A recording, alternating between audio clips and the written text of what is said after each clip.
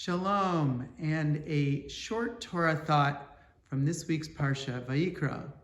Vayikra is also the name of the third book of the Torah, and we are beginning a new book this week.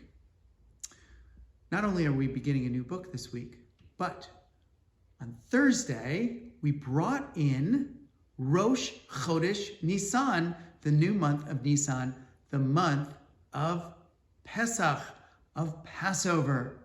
So we have all these beginnings happening all at once.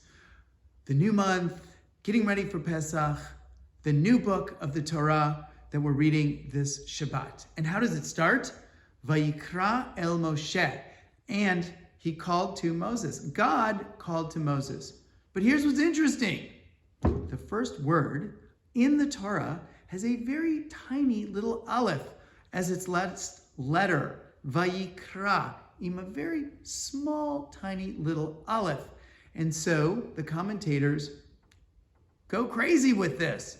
And many of them really point to the fact that Moses was Anav Mikol Adam, that he was the most humble of all people of all time.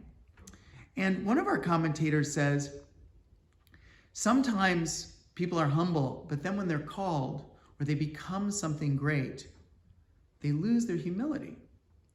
And so as we move into Nisan, we have to remember to be like Moses, even when we're called, even when something great happens to us, to remain humble, knowing that we're here to serve and not for our own self-aggrandizement. The matzah, by the way, that we eat on Passover reminds us of this. And the rabbis always make midrashim and commentary and interpretation that the matzah is very thin and unpuffed up, like the humble Moses. And so it's like during Passover, during these times of renewal and beginning, remember to come back to our humility and to that place of service to God and to this life.